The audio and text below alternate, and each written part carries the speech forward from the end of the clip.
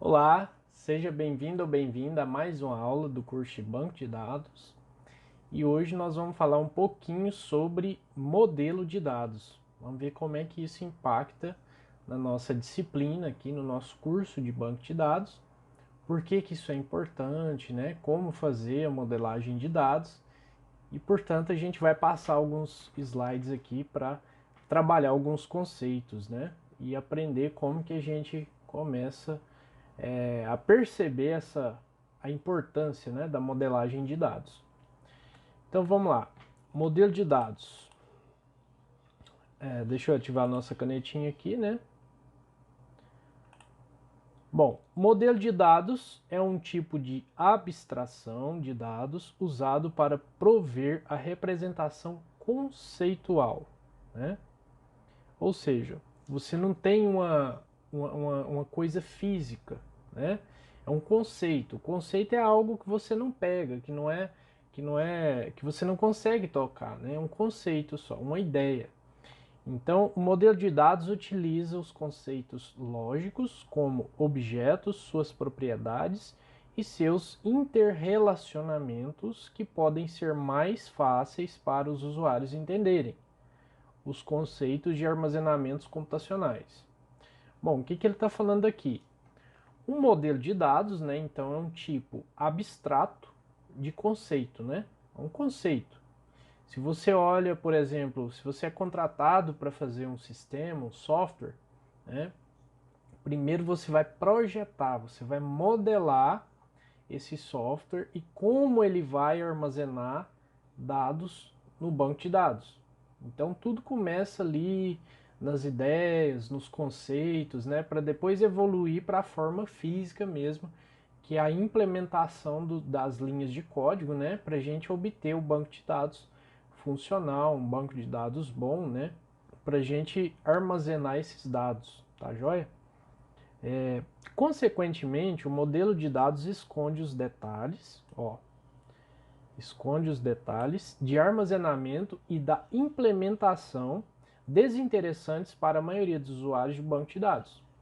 Ou seja, então no início, né, quando você está ali fazendo aquele primeiro diálogo com o cliente, com o desenvolvedor do software mesmo, né, suponhamos que você esteja aí nessa mediação, né, como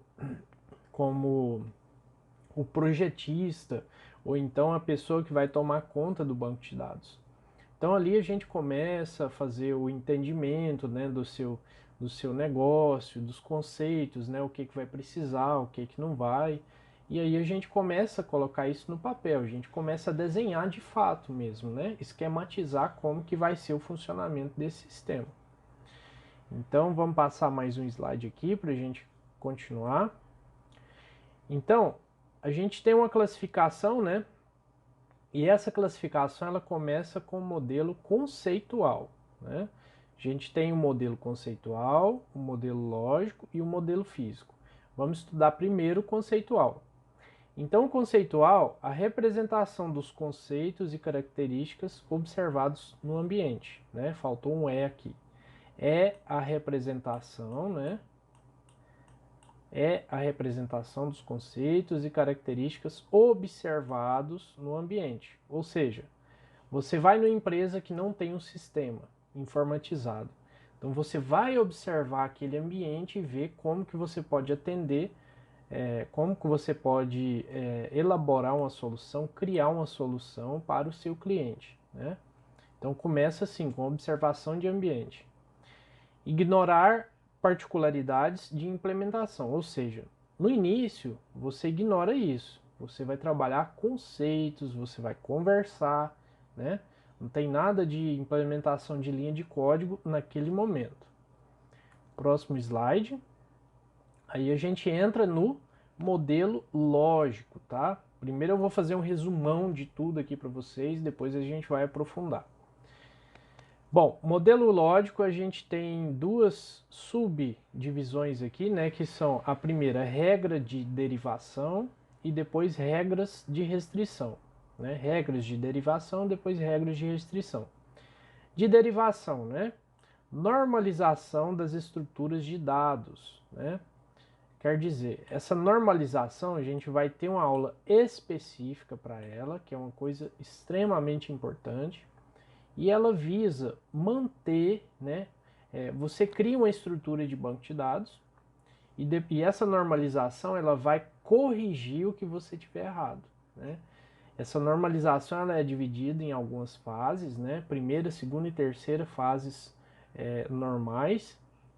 E cada uma dessas fases ela tem características muito peculiares. E nosso banco de dados, melhor dizendo, nosso modelo lógico, ele precisa se adequar, né, para poder ir para a próxima fase, que é a fase de modelo físico, que é de fato quando a gente vai preparar o banco de dados para ser implementado, para ser criado, né?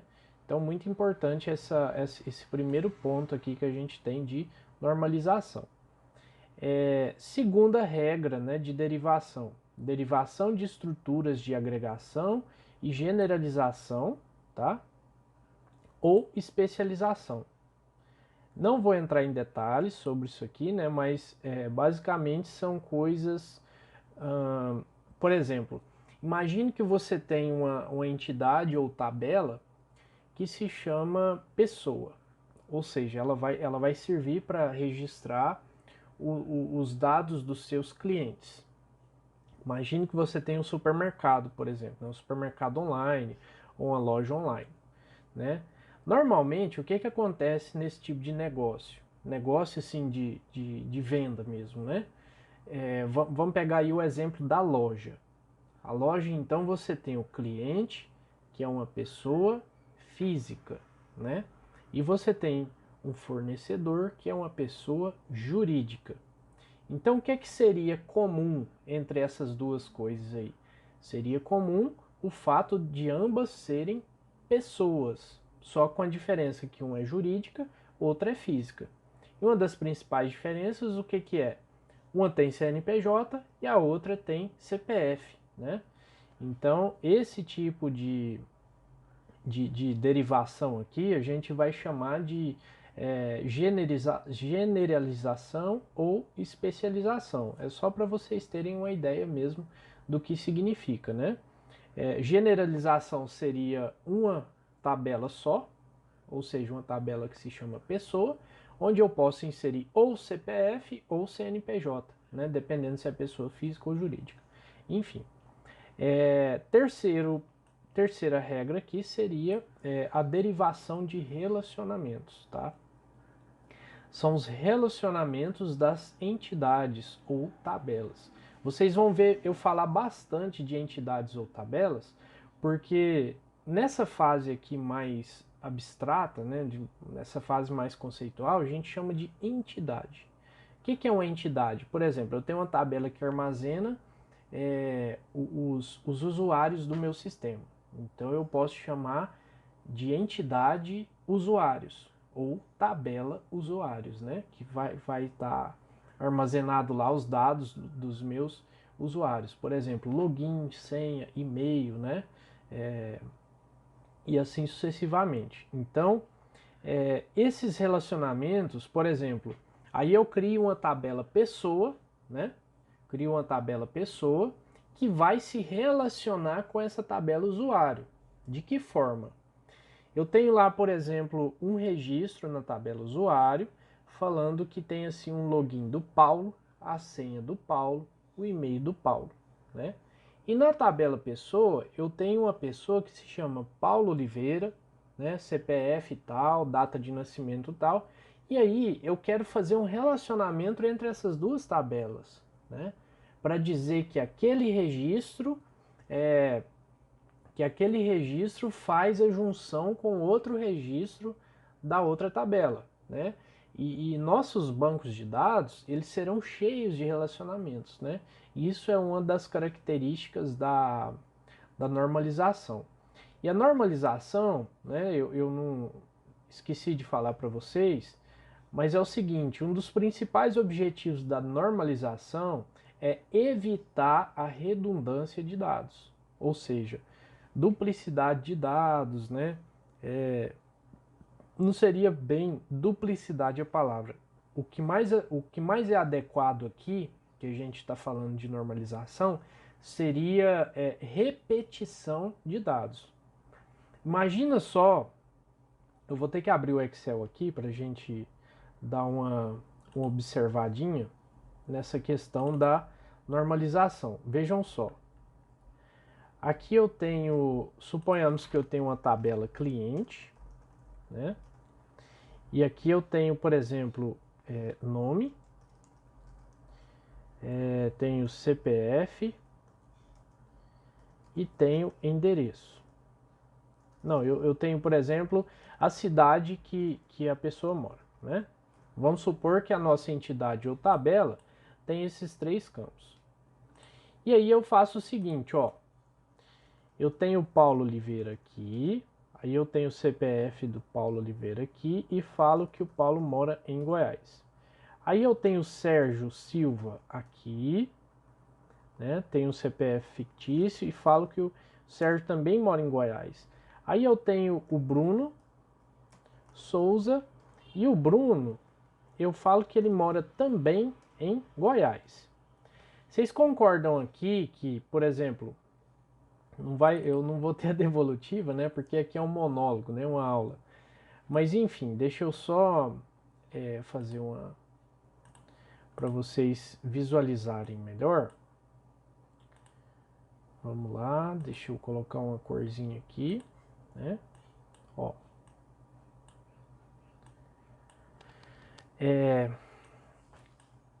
Como que eu vou fazer isso aqui para vocês? Olha só, então eu tenho o Paulo, Sérgio, não é sério, né? Sérgio. Então eu tenho o Paulo, Sérgio e o Bruno, né? Todos eles moram em Goiás. Quando a gente fala em armazenamento no banco de dados, né? O que que acontece? Cada letra dessa que a gente escreve aqui no banco de dados, ela corresponde a 1 byte, né? Se a gente for estudar tamanhos, né, de bytes, aí a gente vai ver que isso impacta muito no armazenamento. Então, olha só, eu tenho 1, 2, 3, 4, 5 bytes aqui, vezes 3, 15, né? Vou colocar um totalzinho aqui só para vocês entenderem. E aí, um dos processos da normalização é o seguinte, ó. Eu tenho aqui, por exemplo, opa. Deixa eu ver aqui. Eu tenho aqui cidade, né? Vou chamar uma tabela de cidade.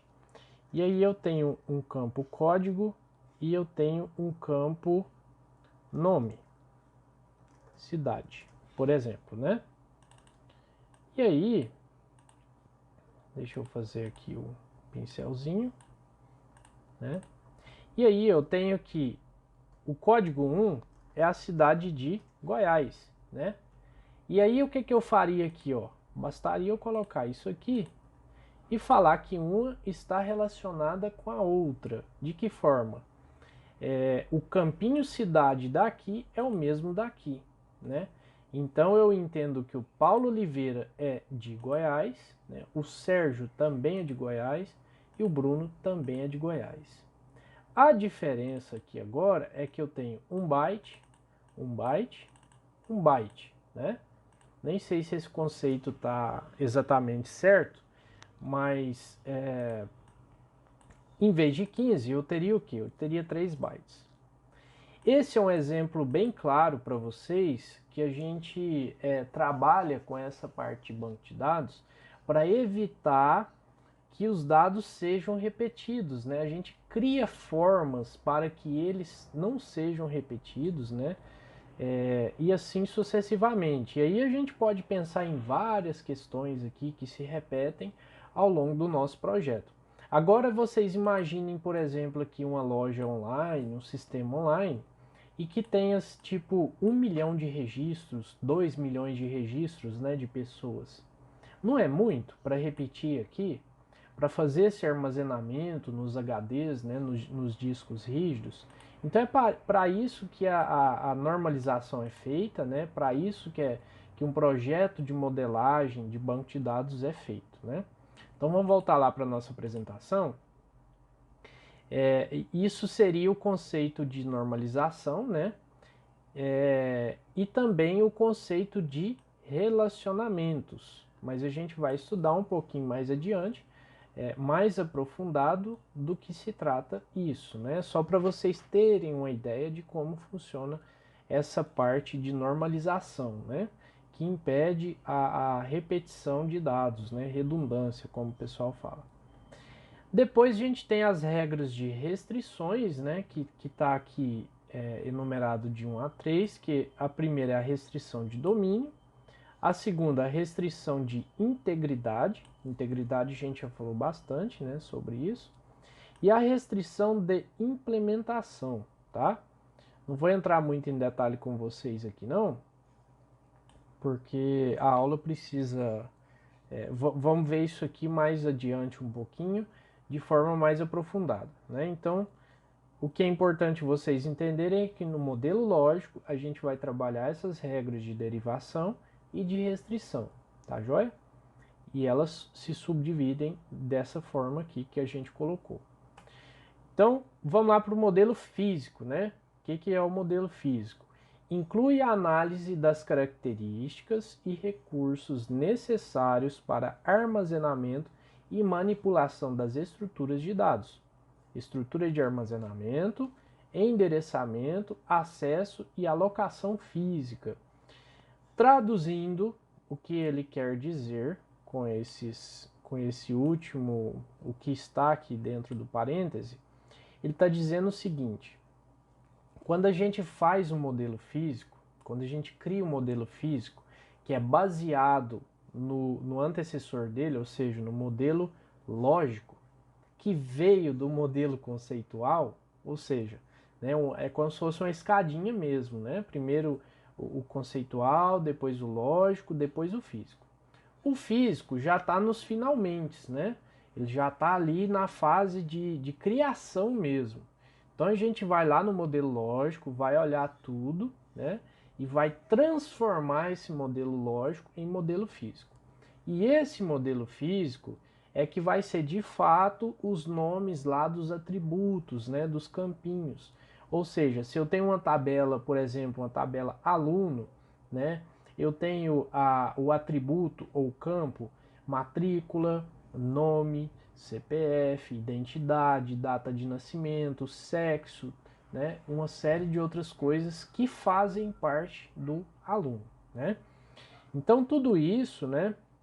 Essa estrutura de armazenamento, todos esses nomes, né? Os relacionamentos, os tipos de dados, né? Tudo isso vai estar no modelo físico, né? Por exemplo, o nome, ele é do tipo texto, né? Matrícula, geralmente é do tipo numérico, né? Ou seja, inteiro. Sexo pode ser do tipo caractere, né? Ou seja, M ou F. Data de nascimento pode ser do tipo data mesmo, né? É uma data. Então, tudo isso é previsto no modelo físico que vai ser implementado para que seja criada a estrutura do nosso banco de dados, para que seja armazenadas os dados do sistema, né? Quando a pessoa vai operar o sistema, esses dados vão ser armazenados nessa estrutura física, né? De fato, nos computadores, nos HDs. Então vamos mais adiante aqui nos nossos conceitos. Modelo conceitual. Vamos lá. Definições. Os modelos de dados conceituais utilizam conceitos como uma entidade representa um objeto do mundo real, ou um conceito, como um funcionário ou um projeto, que são descritos no banco de dados. Vejam só então, entidade, né? Quando a gente vai criar um sistema, eles são enxergados como os atores desse sistema, né? Vamos pensar aí numa escola, O que a gente poderia pensar que seria uma entidade numa escola? A gente poderia pensar que o aluno é uma entidade, o professor é uma entidade, a turma é uma entidade, a disciplina, né, as disciplinas que seriam armazenadas seriam uma entidade, né? Que mais? Escola, né? Uma coisa que faz parte da disciplina seria notas, né? Então deveríamos ter uma entidade que se chamasse notas, né? Então são coisas do mundo real, né? Que a gente vai levar para o mundo da computação, né? Da informática. A gente vai transformar isso numa estrutura operável, né? Operacional, que a gente vai fazer funcionar, né? Então, uma entidade, de novo, representa um objetivo do mundo real, né? Ou um conceito, como um funcionário de uma empresa, né? Um funcionário, ou um projeto, né? Suponhamos que a gente trabalhe numa empresa, né? Onde tenha, sei lá, mais 1000 funcionários, e essa empresa ela faz projetos, né? Tem projetos sendo criados dentro dessa empresa. Então, cada projeto seria um projeto diferente, e esse projeto, se ele fosse colocado dentro de um sistema informatizado, ele seria uma entidade, né? E o funcionário também, porque ambos têm características peculiares, ou seja, um funcionário ele tem um nome, ele tem uma data de nascimento, ele tem um RG, ele tem um CPF, ele tem um salário, ele tem uma função ou cargo, né, dentro de uma empresa. Então são características, né, que você acaba tendo nessas entidades. Da mesma forma, um projeto ele tem um objetivo, ele tem uma data de início e fim, ele tem um custo, né, um custo financeiro ou não, né, ele pode ou não ter um custo financeiro, e por aí vai. É como se a gente pensasse, né, nesse todo, né, a gente é chamado para criar um sistema, e a gente pensa e analisa o ambiente, esse todo, e cria aí, elabora, né, um modelo conceitual do que a gente chamaria de entidade, né, nesse ambiente. Então vamos continuar aqui para vocês irem clareando mais os conceitos. Entidade, então, pode ser entendida como uma coisa ou algo da realidade modelada, onde se deseja manter informações no banco de dados. A entidade é representada por um retângulo que contém o nome da entidade, né? Vamos ver o exemplo? Então, ó, a entidade aluno representa todos os estudantes sobre as quais se deseja manter informações no banco de dados. Quais informações seriam essas, então? O aluno ele tem um nome, tem um CPF, tem o RG, tem a data de nascimento, e tem histórico, né? Tem o nome dos pais, né? Que é uma coisa muito importante, tem endereço de e-mail, por aí vai. Quando é necessário especificar um objeto particular, para o exemplo determinado estudante, usa-se o termo ocorrência de entidade. Então, olha só, nos nossos modelos conceituais, a gente vai elaborar as nossas entidades dessa forma aqui, um retângulo azul com um texto dentro, né? Então, essa entidade aqui seria a entidade aluno. Se fosse naquele exemplo que eu citei da empresa, né, seria aqui, por exemplo, uma entidade funcionário, estaria escrito aqui o nome, o texto funcionário, né, ou projeto, né, ou notas, ou disciplina, ou professor, né, então tudo isso seriam entidades. Ou, como eu costumo dizer, tabelas, né, mais na frente a gente vai enxergar tudo isso como tabelas. Então, olha só. Dentro do modelo conceitual ainda, né, a gente tem também o conceito de atributo, né? Então, o que é um atributo? Atributos são propriedades, ou seja, características que identificam as entidades. Uma entidade é representada por um conjunto de atributos. Os atributos podem ser simples, compostos, multivalorados ou determinantes. Vamos ver isso aqui um pouquinho mais adiante.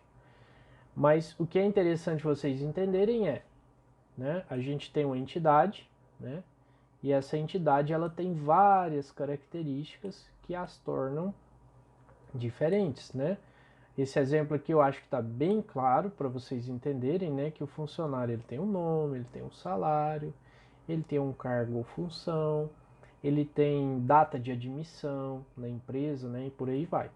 Então, isso é o conceito de atributo. Então, o que, que é? Características, né? Características de entidades.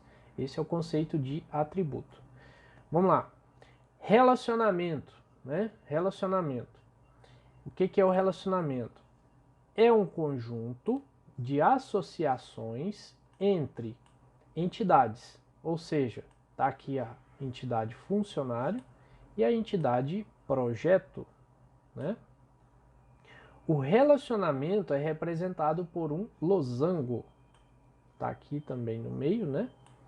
Esse losango é ligado por linhas aos retângulos que representam as entidades participantes do relacionamento. Ou seja, um funcionário, né, ou melhor dizendo, funcionário relaciona-se com projeto e vice-versa, né? Projeto relaciona-se com funcionário. De que forma? Um funcionário ou mais de um funcionário trabalha em algum projeto, né? E determinados projetos, ou seja, cada projeto tem algum funcionário que trabalha nele, né? Esse é o conceito mais tranquilo de relacionamento, tá joia? E isso tudo tem que ser entendido para a gente começar a elaboração do modelo conceitual. Bom, próximo conceito aqui que a gente vai trabalhar é o esquema, né? O que é o esquema?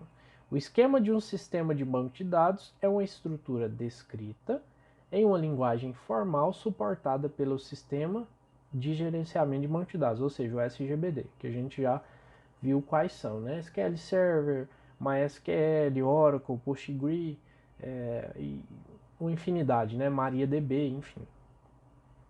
Em um banco de dados relacional, o esquema define as tabelas, ou seja, aqui ele já a literatura traz, em vez de entidades, tabelas, né? Então é importante a gente ter isso em mente, ter isso claro, que vez ou outra esses nomes serão trocados, né? Cada autor trabalha diferente com esses nomes. O esquema define tabelas, os campos em cada tabela, ou seja, aqui tem a palavrinha campos, que pode também ser chamadas de atributos, que são ambos, né, são características das entidades ou tabelas. E em cada tabela, os relacionamentos, que a gente acabou de ver, né, entre os campos e tabelas. Então esse é o esquema de, o conceito de esquema, né? Tem tudo isso. Essas três coisas. Nós temos entidades ou tabelas, né, que são sinônimos. Nós temos, dentro dessas tabelas ou entidades, nós temos os campos ou atributos, né? E em cada tabela, né, entre essas tabelas ou entidades, a gente tem o que a gente chama de relacionamentos, né?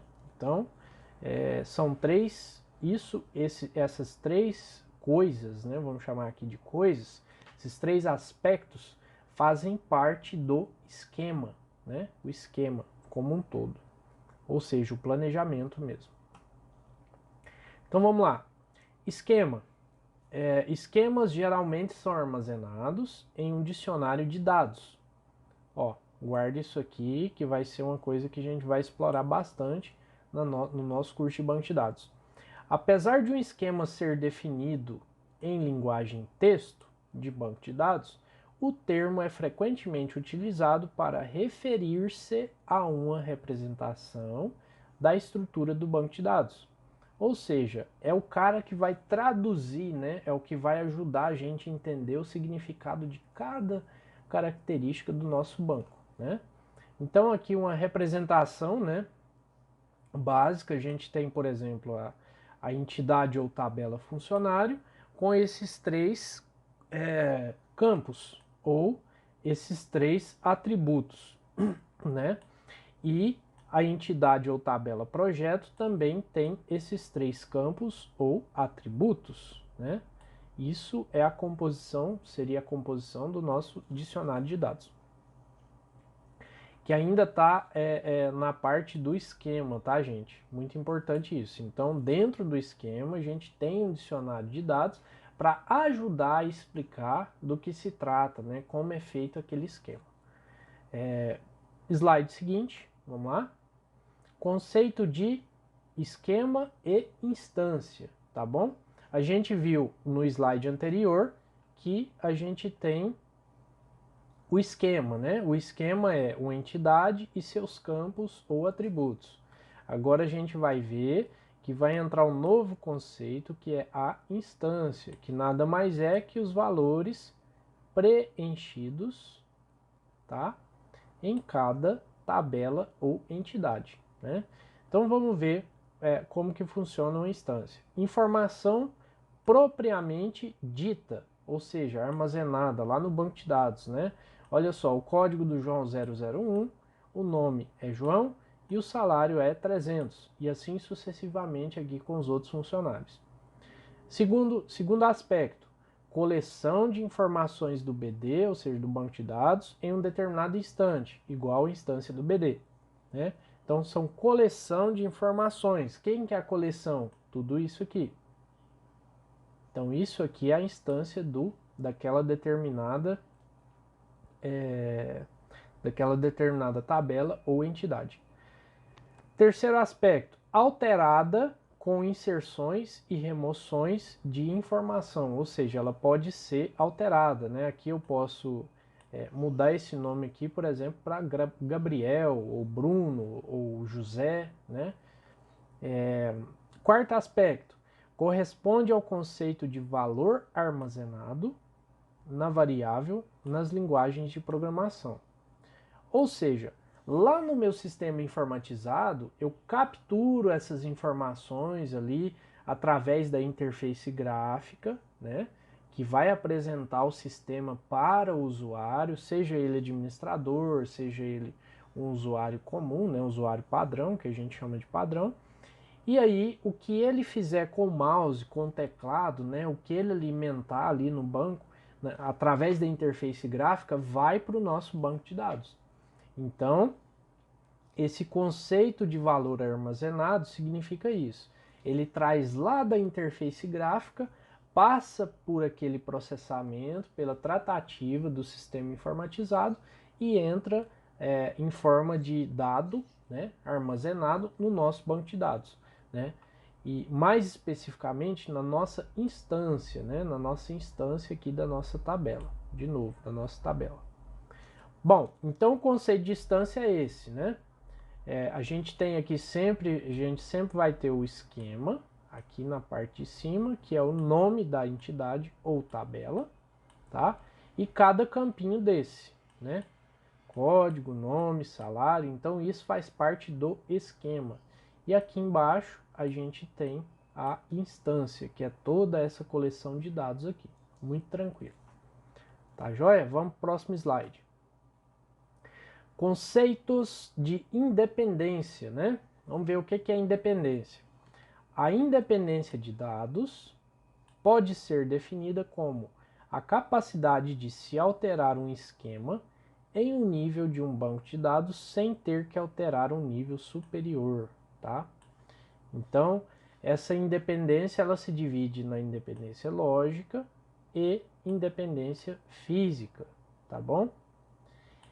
É o mesmo que eu falar o seguinte, poxa, fiz o sistema, né, e tal, para o meu cliente e ele pediu uma modificação, né?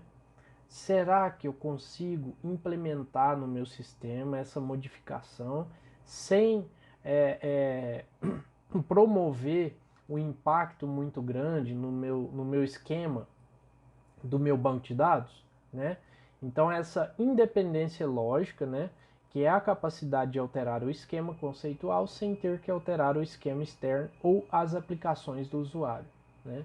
Então, teoricamente seria a gente conseguir fazer essa alteração sem modificar muito a estrutura do nosso banco de dados, né? E aqui a gente tem independência física, que é a capacidade de alterar o esquema interno sem ter que alterar o esquema conceitual, o esquema externo ou as aplicações do usuário.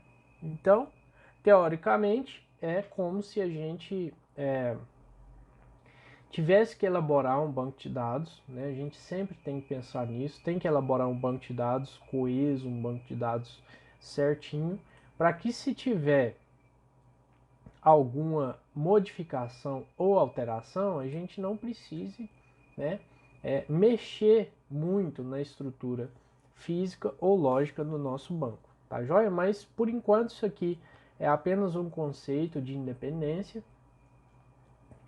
a nível teórico mesmo, né? Não vai ter muita aplicação disso aqui na prática, né? Porque a gente vai aprender a projetar, a normalizar os nossos bancos e por aí vai. Próximo slide, né? A gente vai entrar aqui então a gente vai fazer um reforço, né? Do que a gente viu até agora. Então, modelo de dados, né? O que é um modelo de dados? É uma descrição dos tipos de informações que estão armazenadas em um banco de dados. Em uma indústria, um modelo de dados poderia informar que o banco de dados armazena informações sobre produtos e que para cada produto são armazenados seu código, seu preço e descrição, tá? Então, mais uma vez, a gente percebe que quando a gente vai desenvolver um sistema, a gente tem que olhar no ambiente e ver o que enxergar além, né? Enxergar além. Não se preocupe que isso a gente consegue com muita prática, né? Não é assim, hoje eu vi isso aqui, amanhã eu já vou sair fazendo banco de dados. Não é assim, né? A gente vai vendo exemplos, vai fazendo, vai corrigindo, vai acertando, vai errando e por aí vai. Então, essa modelagem, né, ela é muito importante para a construção dos nossos bancos de dados. Observe que o modelo de dados não informa quais os produtos, ou seja, imagine que é uma indústria lá de produtos alimentícios, né? Esse modelo ele está interessado só no código, no preço e na descrição, né? Ou seja, nos campinhos, né? Ou seja, nos atributos que estão armazenados no banco de dados, mas apenas que o banco de dados contém informações sobre produtos, né? Ou seja, isso aqui tudo é informação, apenas informação nesse nível aqui. Depois que vai ser armazenado os dados mesmo. Próximo slide. Linguagem de modelagem é utilizada para construir um modelo de dados que pode apresentar-se de forma textual ou em linguagem gráfica, ou seja, desenhado, né, em esquemas, daquela forma que eu mostrei, um quadradinho, um losango, linhas, né, fazendo os relacionamentos. O mesmo modelo de dados pode ser representado de várias formas. Essas representações são conhecidas como esquema de banco de dados. Um modelo de dados deve respeitar o nível de conhecimento dos usuários, que deve atender para um usuário final. O modelo não deve conter detalhes técnicos de implementação que serão necessários para um usuário mais avançado do sistema. Bom, o que ele está falando aqui? Quando a gente vai trocar ideia com o cliente, né, uma reunião com o cliente, para tratar das especificações, levantar os requisitos do sistema, né, as características que esse sistema tem que ter, a gente não vai ficar dando muito detalhe técnico, né? Ali é só mais as ideias iniciais, para entender o ambiente, né? Para a gente fazer a projeção. Então é isso que ele está falando aqui para nós. Linguagem de modelagem. É criar modelo. Né? Fazer o cliente entender como que aquele sistema vai funcionar, de fato, né? Próximo slide, então. Modelo conceitual. Registra que dados podem aparecer no banco de dados, mas não registra como esses dados estão armazenados em nível de SGBD. A técnica mais difundida de modelagem conceitual é a abordagem entidade e relacionamento, que a gente vai chamar aqui de ER, tá? Uma siglazinha. Nessa técnica, um modelo conceitual é usualmente representado através de um diagrama chamado de diagrama entidade-relacionamento, ou seja, esse DER aqui, tá? Então, existe um diagraminha, né, que a gente faz, que nada mais, nada menos é aquela técnicazinha lá da gente colocar retângulo, né, losango, as ligações, né, que são as linhas e por aí vai. Vamos lá, então, para vocês entenderem, modelo conceitual, né? Aqui eu trouxe um pequeno exemplo, né, de modelo conceitual. Aqui a gente tem a entidade alunos, tá? E esse aluno, cada aluno vai ter uma matrícula e vai ter um nome, né? E poderia ter uma infinidade de outros campos aqui. Lotação, né, é o tipo de ligação, né? E essa lotação aqui, ela tem um ano ingresso, ou seja, pessoa que entrou em 2019, pessoa que entrou em 2020, por aí vai. E aqui de cá, a gente tem uma entidade que se chama cursos, né? Que vão ser registrados os cursos, né? E cada curso tem um código, tem um nome, né? E por aí vai. Então esse é um pequeno exemplo de modelo conceitual, tá? Para a gente chegar com os clientes e tratar sobre isso com eles. Então, o modelo conceitual registra que dados podem aparecer no banco de dados, mas não registra como esses dados são armazenados, né? Essa parte aqui eu já li, não vou ler de novo. Vamos então para o próximo slide, que vai tratar do modelo lógico, né? É uma representação lógica das informações da área de negócios.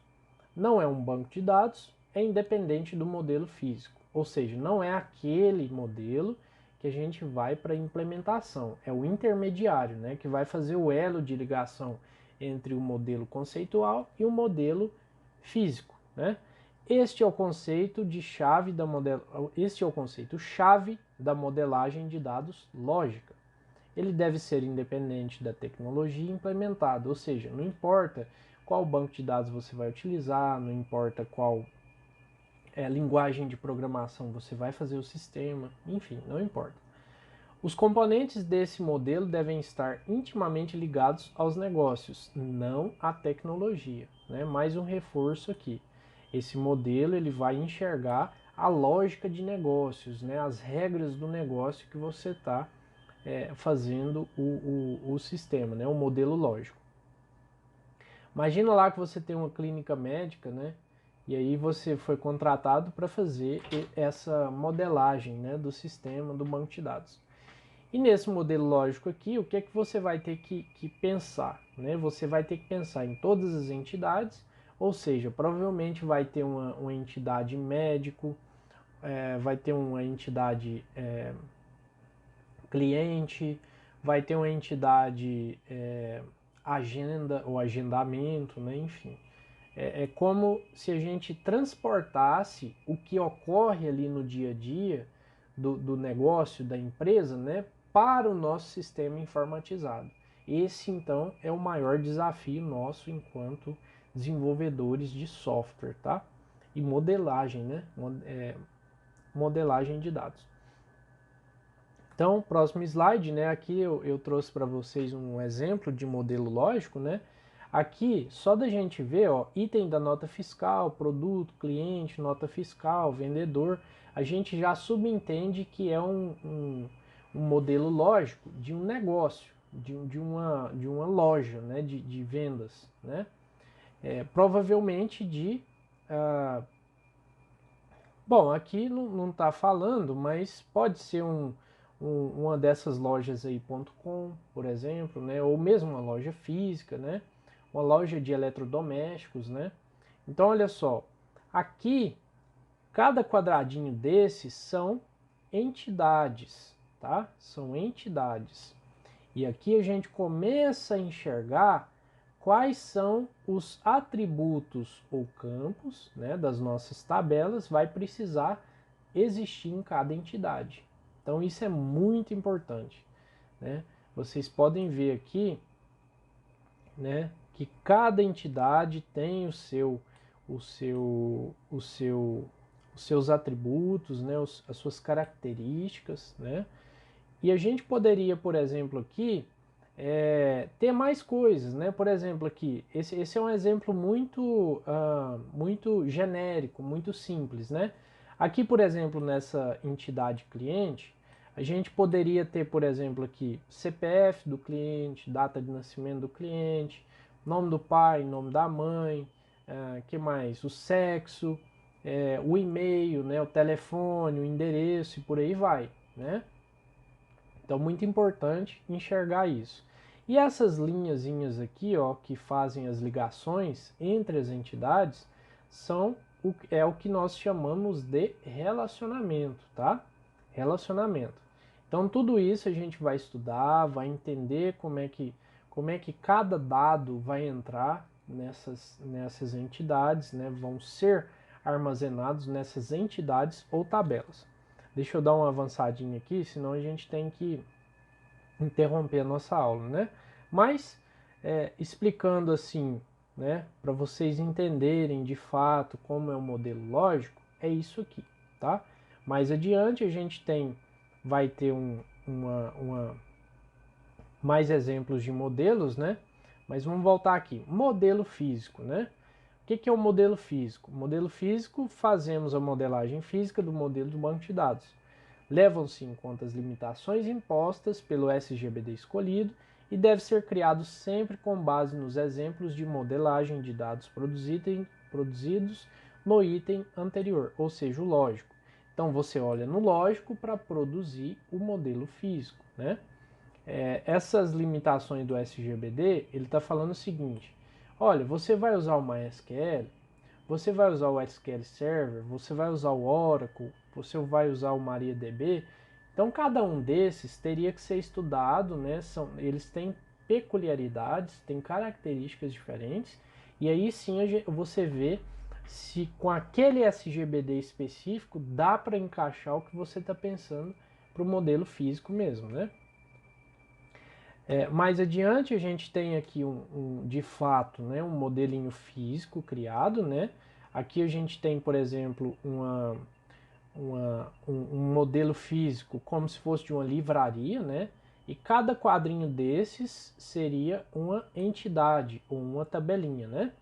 E cada tabelinha tem um nome, né? Claro, tem um nome.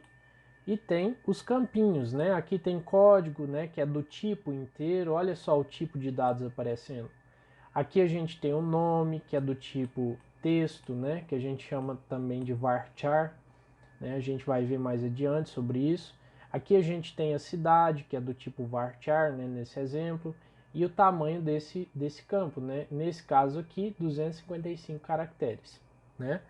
Então, aqui desse lado aqui a gente tem um usuário, uma entidade, né, uma tabelinha usuário, né? Aqui a gente tem o CPF, a gente tem o nome, endereço, telefone, e-mail, né? E por aí vai. Tem todas essas questões aqui. E por exemplo, o tipo, né? Aqui, ó, por exemplo, o CPF, a gente poderia trabalhar com o tipo inteiro, né, de número, né, um tipo numérico, mas aqui nesse modelo específico ele preferiu trabalhar com tipo texto, né, tipo cadeia de caracteres, né, que seria esse varchar aqui, e que a gente vai ver um pouco mais adiante no nosso curso de banco de dados, lá em DML, né, que seria as linguagens de manipulação, de criação das estruturas do banco de dados. Então, para finalizar, né, a gente tem aqui, finalizar esse slide, a gente tem também aqui as ligações, né, que são essas linhazinhas e tal, só para vocês verem como funciona um modelinho físico, né, a carinha de um modelinho físico. Esse slide aqui é muito interessante para vocês entenderem o que foi explicado até aqui, né. Desse lado a gente tem o modelo conceitual, né, que seria somente o nome das entidades mesmo, né, e com quais cada uma estão relacionadas, né. Aqui a gente tem um modelinho lógico, né, ó, que já tem um pouquinho mais de informações, e aqui a gente tem um modelo físico mesmo, né, que é aquele que vai fazer a criação do nosso banco de dados de fato, né? Então essa é a diferença fundamental dos nossos três modelos, né? Lembrando que é um sequência do outro, né? Conceitual, modelo lógico e modelo físico, tá joia? Vamos lá para o nosso próximo slide, né? Agora aqui a gente tem as referências e eu trouxe para vocês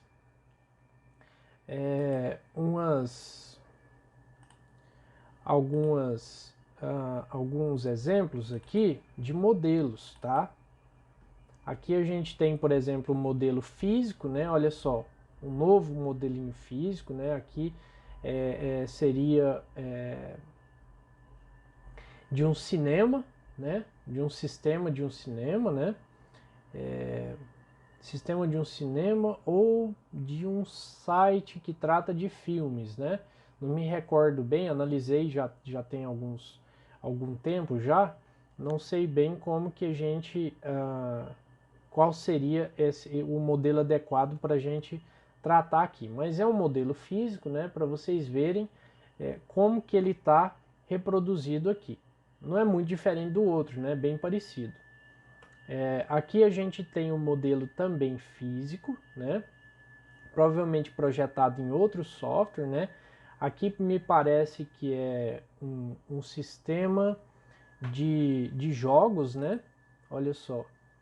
Aqui tem materiais, jogadores, objetos, jogadores e materiais. Aqui jogadores. Deixa eu ver. Aqui seria um jogo mesmo, olha só, missões, né, recompensas, né, aqui seria um projeto de um jogo mesmo, joguinho de computador, de celular, né, muito bacana isso. E aqui seria o modelo físico, né, porque aqui a gente vê que tem aqui os tipos de dados, né, olha só, nome, e-mail, senha, personagem, né, que seria os tipos de dados também. Vamos para o próximo. Aqui mais um modelo físico, né?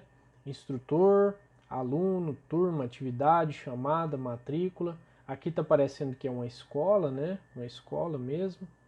Aqui os elos de ligação, né? Que a gente chama de relacionamento. Próximo, mais um modelo físico. Mais um modelo físico, né? Aqui a gente tem um modelo lógico, né? Modelo lógico, que se vocês podem perceber, a gente não tem os tipos de dados aqui, né? Só temos as entidades e vagamente os nomes, né, dos campinhos ou atributos. Vamos ver o próximo aqui, se tem mais um. Aqui eu trouxe para vocês um esquema geral, né, de um sistema, quando a gente vai projetar um sistema, né? Olha só a infinidade de coisas que a gente tem que abordar enquanto desenvolvedores, né, de software, programador de sistemas mesmo, né?